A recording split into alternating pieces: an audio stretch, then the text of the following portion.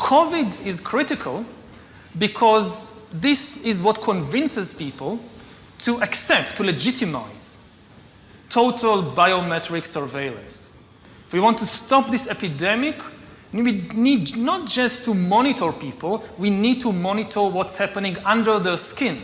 What we have seen so far, it's corporations and governments collecting data about where we go, who we meet, what movies we watch. The next phase is the surveillance going under our skin. Mass surveillance systems established even in democratic countries, which previously rejected them. And we also see a change in the nature of surveillance. Previously, surveillance was mainly above the skin. Now it's going under the skin. Governments want to know not just where we go or who we meet. Above all, they want to know what is happening under our skin. What's our body temperature? What's our blood pressure? What is our medical condition? Now humans are developing even bigger powers than ever before. We are really acquiring divine powers of creation and destruction. We are really upgrading humans into gods. We are acquiring, for instance, the power to re-engineer life. You know, the whole idea that humans have, you know, they have this soul or spirit and they have free will and nobody knows what's happening inside me. So whatever I choose, whether in the election or whether in the supermarket, this is my free will, that's over. We humans should get used to the idea that we are no longer mysterious souls. We are now hackable animals. I mean, all this story about Jesus rising from the dead and being the Son of God, this is fake news. So I want to talk to you today about the future of our species and really the future of life.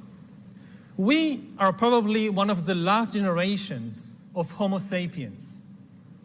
Within a century or two, Earth will be dominated by entities that are more different from us than we are different from Neanderthals or from chimpanzees. Because in the coming generations, we will learn how to engineer bodies and brains and minds. These will be the main products of the economy, of the 21st century economy. Not textiles and vehicles and weapons, but bodies and brains and minds. And then the big political and economic question of the 21st century will be, what do we need humans for? Or at least, what do we need so many humans for? Do you have an answer in the book? At present, the best guess we have is keep them happy with drugs and computer games. When I say that these are useless humans, it's not from the viewpoint of their mother, of the wife, or the son. Right, it was always very difficult to be in charge of your destiny. What is unique now is that the big danger for people is no longer exploitation, it's irrelevance. I mean, previously in history, if you were on the wrong side of history, if you didn't understand what was happening and you lost the competition, then you ended up as some kind of serf or manual laborer being exploited by the people who understand and have the power. Now, if you're left behind, you're facing something far worse, which is to be completely irrelevant. They won't even need you as a serf or as a slave.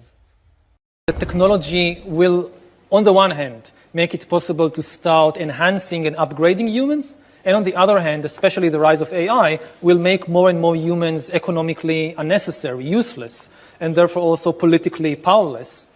And the world or humanity might have, different parts of humanity might have different futures. And we might see really a process of some kind of speciation. We don't really know ourselves. To give an example, when I was 21, I finally realized that I was gay after living for several years in denial. And this is not exceptional. A lot of gay men live in denial for many years. They don't know something very important about themselves. Now imagine the situation in 10 or 20 years when an algorithm can tell any teenager exactly where he or she is on the gay-straight spectrum, and even how malleable this position is. But on a much broader and deeper, from a deeper perspective, I think it really is going to shape the future of humanity and the future of life itself, because the new technologies will soon give some corporations and governments the ability to hack human beings. There is a lot of talk about hacking computers, smartphones, emails, bank accounts, but the really big thing is hacking human beings. To hack human beings, you need a lot of biological knowledge, a lot of computing power, and especially a lot of data. If you have enough data about me, and enough computing power and biological knowledge, you can hack my body, my brain, my life. You can reach a point when you know me better than I know myself. And once you reach that point, and we are very close to that point, then democracy, the free market as we have, and actually all political systems, also authoritarian regimes, we have no idea what happens once you pass that point. But okay, so you don't believe in God. You know, the word is problematic. There are two kinds of gods in the world. And people tend to mix them. There is one God, the mystery God, about which we know nothing. The chief characteristic of this God is that he is mysterious, and humans can't understand and can't say anything about this God. Then there is a completely opposite kind of God, the concrete lawgiver God. And about this God, we know far too much. When you ask people about God, they say, oh, it's a big mystery, and we don't know, and science can't explain this and that. Okay. And somehow they then switch gods and say, and because of this, women should put a hat on their head, and two men shouldn't have sex with one another, and you should vote for this party or that party. And this is the dangerous trick. And this is the God in which I don't believe. If there is a force responsible for the great mystery of life and the universe and the black holes and the galaxies, I don't think he really cares about female dress code. Data might enable human elites to do something even more radical than just build digital dictatorships. By hacking organisms, elites may gain the power to re-engineer the future of life itself. Because once you can hack something, you can usually also engineer it. And if indeed we succeed in hacking and engineering life, this will be not just the greatest revolution in the history of humanity. This will be the greatest revolution in biology since the very beginning of life 4 billion years ago. Science is replacing evolution by natural selection with evolution by intelligent design.